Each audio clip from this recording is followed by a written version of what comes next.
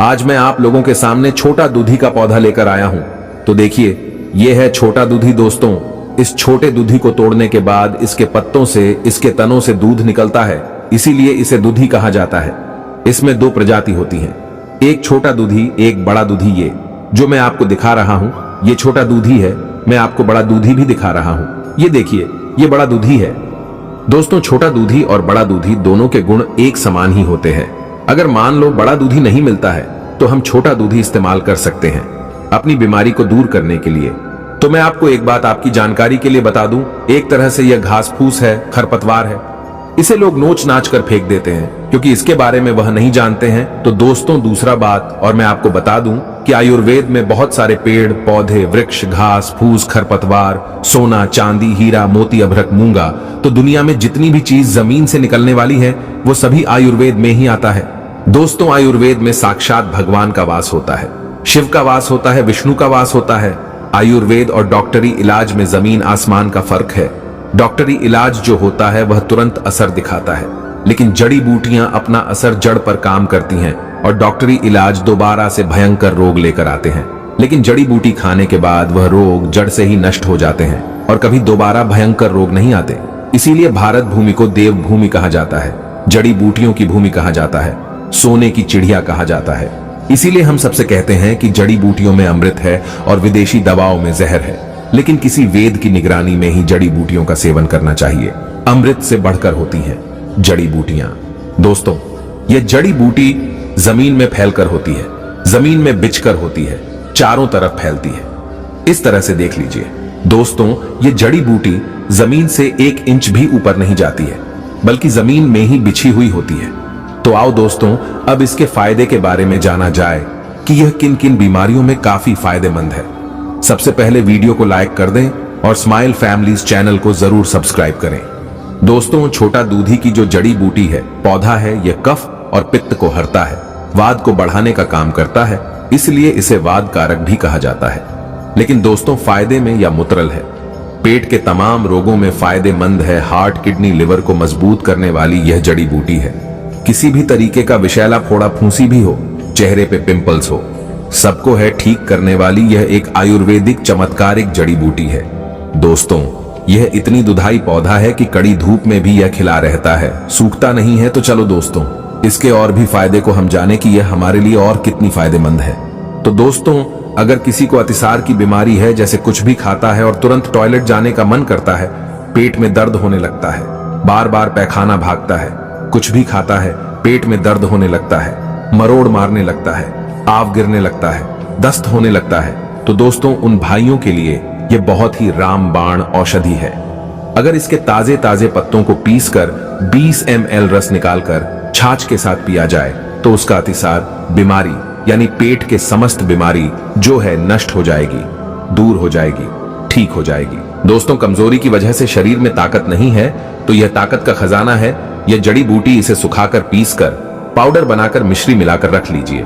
सुबह शाम 1-1 चम्मच सादे पानी के साथ सेवन करें तो शरीर के अंदर बल बढ़ता है, वीर बढ़ता है, ताकत आती है और उत्तेजना भी बढ़ती है। लेकिन दोस्तों, जहां यह उत्तेजना बढ़ाने वाली है, वहीं बीपी वाले पेशेंट के लिए हानिकारक भी है।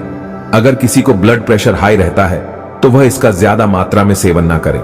अब रह गया दोस्तों, अगर किसी को चेहरे में दाग धब्बे है, फोड़े फूंसी है, तो वह इसका डायरेक्ट पत्तों को पीसकर चटनी बनाकर, पेस्ट बनाकर अपने चेहरे पे लेप करे तो उसके चेहरे में चमक आएगी और फोड़ा फूंसी बिल्कुल ठीक हो जाएंगे।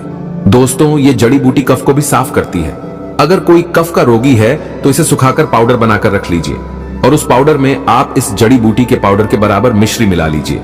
अब इस्तेमाल करने का विधि तरीका सुन लीजिए, समझ लीजिए। हर रात को रोज सोते समय इस जड़ी बूटी को 1 चम्मच लेकर मुंह में डाल लीजिए और धीरे धीरे चॉकलेट के जैसे चूसते हुए रात को सो जाइए। रात भर पानी ना पीजिए। 8 घंटा पानी से परहेज है दमा के लिए और कफ वालों के लिए। दोस्तों, इस जड़ी बूटी के फायदे इतने ही नहीं है, और भी है। अगर किसी माता बहनों का स्तन में दूध नहीं है, दूध बिना उसका बच्चा तड़पता है, कुपोषण हो गया है, तो उन माता बहनों को क्या करना है? ऐसे पत्तों को तोड़कर धोकर साफ करने के बाद इसे धूप में सुखा लीजिए और सुखाने के बाद इसका पाउडर बनाकर आप रख लीजिए। सुबह शाम 1-1 चम्मच शहद के साथ मिलाकर सेवन करना है और ऊपर से 200 ग्राम दूध पीना है।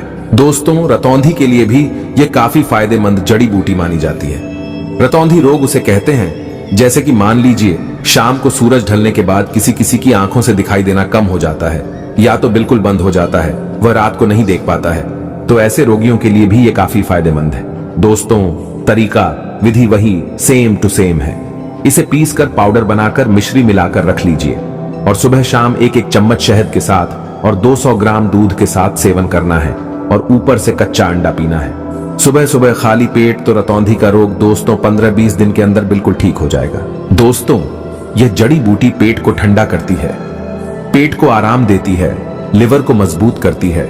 अगर किसी को भी किसी भी प्रकार की लिवर के अंदर प्रॉब्लम है तो वह इसके हरे हरे पत्तों का रस निकालकर 20 ग्राम सुबह खाली पेट पी जाए तो उसके पेट की समस्त बीमारी इससे नष्ट हो जाएगी।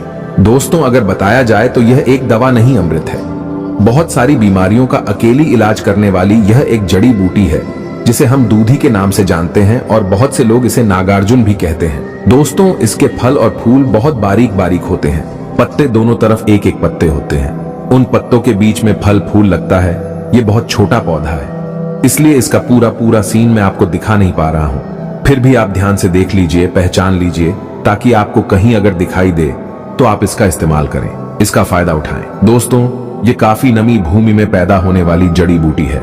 जहां अक्सर पानी मिलता है, थोड़ी मैदानी हो, खेत खरियान में भी पैदा होता है यह पौधा। दोस्तों, अगर किसी माता बहन स्त्रियों को लिकोरिया की प्रॉब्लम है, रक्त प्रदल हो या सफेद व्हाइट प्रदल हो, दोनों तरह के रक्त प्रदल व्हाइट प्रदल लिकोरिया रोग में यह काफी फायदेमंद है।